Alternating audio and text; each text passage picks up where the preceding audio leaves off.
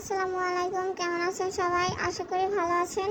তো আমিও ভালো আছি। তো আজকে ভাবছি যে চিকেন রোস্ট করব আর গরুর মাংস রান্না করব, কারণ মেয়ে অনেকদিন যাবতই বলতেছে আম্মু আমার চিকেন রোস্ট খেতে ইচ্ছে করতেছে আর পোলাও গরুর মাংস খেতে ইচ্ছে করতেছে, রান্না করো।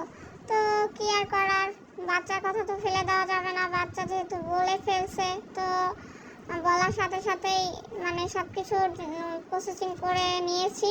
তো এখানে দেখেন চিকেনগুলো কিন্তু ভেজে নিয়েছি।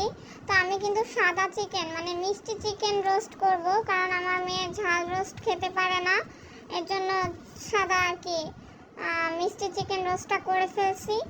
তো ঝাল যদি খেত তাহলে ঝাল রোস্ট করতাম। তো এর জন্য আর কি একটু সাদা সাদা দেখা যাচ্ছে, কারণ এটা দুধ দিয়ে একদম বেশি পরিমাণে দুধ দিয়ে রান্না করা হয়েছে রোস্টটা। আর এদিকে আমি গরুর মাংসটাও বসাই দিছি। এটা গরুর মাংসটা সাদা দেখার কারণ কি, কারণ কাঁচামরিচ দিয়ে রান্না করতেছি।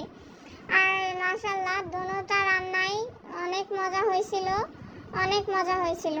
তো এদিকে এই পাশে আমি রোস্টটা রান্না করতেছি, আর ওই পাশে গরুর মাংসটা। এই যে দুধ, এখানে কিন্তু 1/2 কেজি দুধ, আমি এই দুধটা পুরোটাই দিয়ে দিব।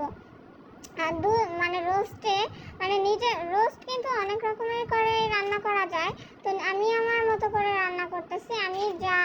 আমি যদি বিরিয়ানিও রান্না করি ওটার মধ্যে দুধ বেশি করে দেই, আর মিষ্টি রোস্ট যদি আমি রান্না করি ওটার মধ্যে অনেক পরিমাণে দুধ দেই, যাতে খেতে অনেক ভালো লাগে। তো আমি এখানে কিন্তু 1/2 কেজির মতো দুধ দিচ্ছি। এই যে আমার রোস্ট রান্না করা হয়েছে, আমি মাখা মাখা করে রান্না করছি, ঝোল বেশি রাখি নাই।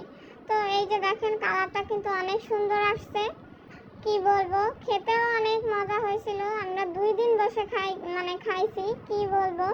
তো এদিকে কিন্তু গরুর মাংসটা আমি কষাইছি অনেক সুন্দর করে, কষানোর এত পরিমাণে কষানো হয়েছে যে ফ্লেভারটা অনেক সুন্দর ছিল। তো এখন পানি দিয়ে দিব, আর একটু কষানোর পরে পানি দিয়ে দিব।